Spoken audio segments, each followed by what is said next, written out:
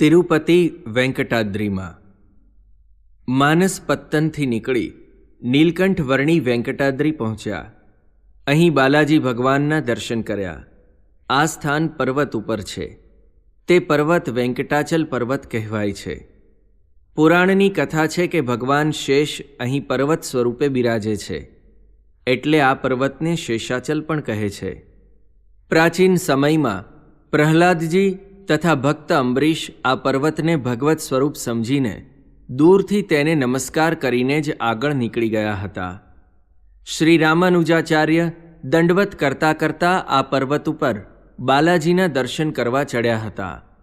આ સ્થાનનું આવું મહાત્મ્ય જાણી અહીં દક્ષિણના ઘણા યાત્રિકો દર્શન કરવા આવે છે, માનતા પણ રાખે છે. નીલકંઠ મહાપ્રભુ પણ આ સ્થાનમાં યાત્રિકોના કલ્યાણ અર્થે પધાર્યા.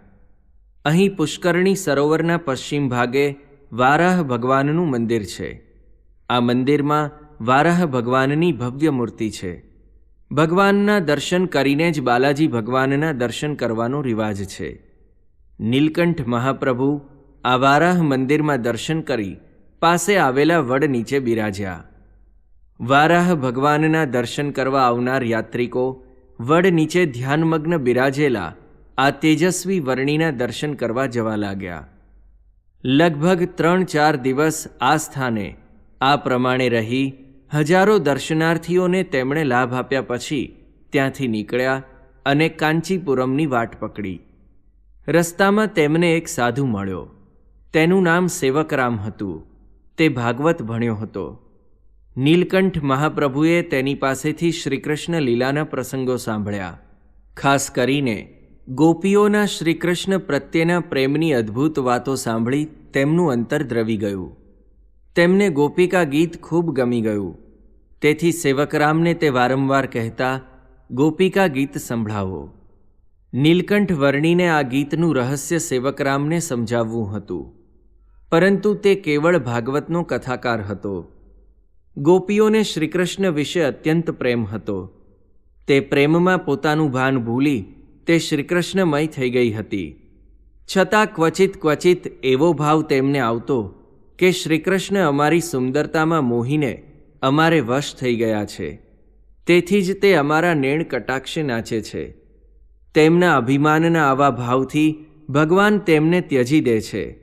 શ્રીકૃષ્ણના આ વિયોગથી ગોપીઓનો અહમ નાશ થઈ જાય છે. વિયોગ વિના સંયોગનું સુખ પ્રાપ્ત થતું નથી. શ્રીકૃષ્ણ તેથી જ ગોપીઓના વૃંદમાંથી અંતર્ધાન થઈ જાય છે.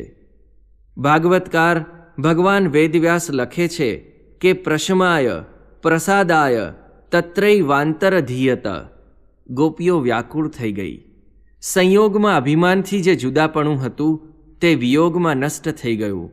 તેમની વૃત્તિ ફરી શ્રીકૃષ્ણ સાથે એકાકાર થઈ ગઈ.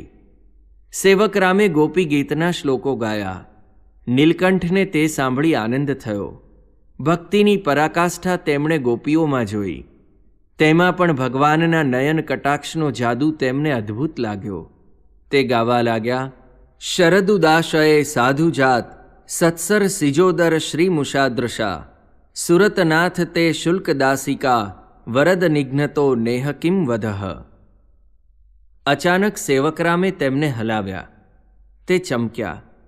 સેવકરામે તેમને કહ્યું, નીલકંઠ અહીં બેસ. નીલકંઠ વર્ણી બેસી ગયા. સેવકરામનો એક મણનો ભાર જે તેમણે ઊંચક્યો હતો તે પોટલું તેમણે નીચે મૂક્યું. તેમણે સેવકરામને પૂછ્યું, કેમ અહીં બેસવાનું કહ્યું? સેવકરામના મોઢા ઉપર ગુસ્સો હતો. તેણે નીલકંઠ વર્ણીનો હાથ પકડીને કહ્યું, તને મેં ઓળખ્યો. 5 વર્ષથી ઘર છોડીને નીકળી ગયો છે, તે જ તું ઘનશ્યામને? નીલકંઠ વર્ણીને ધ્રાસકો પડ્યો. તેમને લાગ્યું કે આ લપ વળી ક્યાં વળગી. સેવકરામે વધુ જોરથી તેમનો હાથ પકડીને કહ્યું, પણ હવે જોઈ લેજે, હું તને છોડવાનો નથી. તારા સંબંધી બધા અયોધ્યામાં ઝૂરી મરે છે અને તું મોટો વૈરાગી થઈને નીકળી પડ્યો છે. હવે તો તને અયોધ્યા ભેગો કરીને જ જંપીશ. નીલકંઠ વર્ણીને આ વાત સાંભળી હસવું આવ્યું. ત્યાગી થયા પછી પણ જે ઘરને તથા દેહના સંબંધીને સંભાળે છે તેની વાસનાને ટાળી શકતો નથી, તે અજ્ઞાનીમાં અતિશય અજ્ઞાની છે. તેમણે સેવકરામને કહી દીધું, જો મારી ભેળા રહેવું હોય, મારી સેવા જોઈતી હોય તો અયોધ્યાની વાત કદી ન સંભાળશો. અમે કોઈના બંધનમાં આવીએ એવા નથી. અમે સ્વતંત્ર છીએ અને અમને કોઈ રોકી શકે તેમ નથી.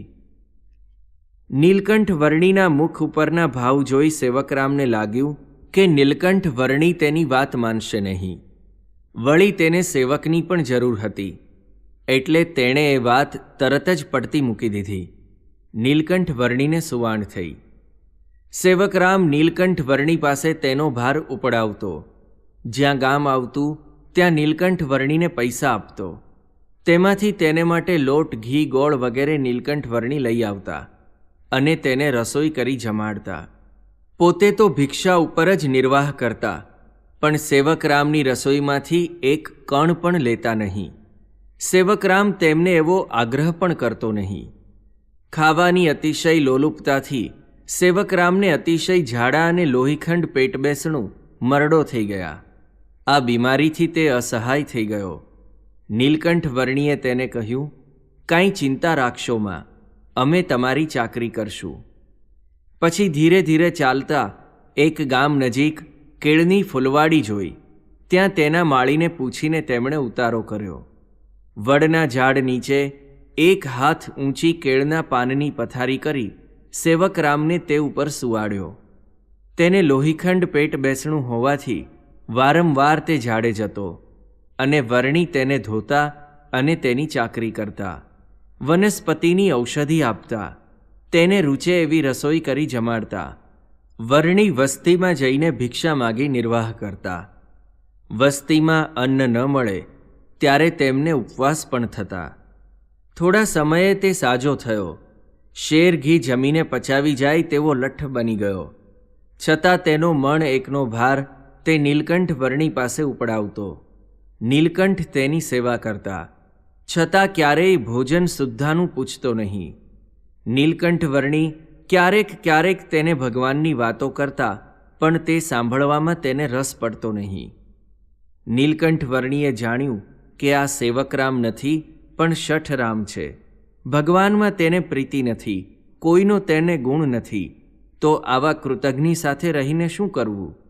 એટલે 2 માસ સેવા કરીને નીલકંઠ વર્ણીએ તેનો ત્યાગ કરી દીધો અને પોતાનો રસ્તો પકડ્યો.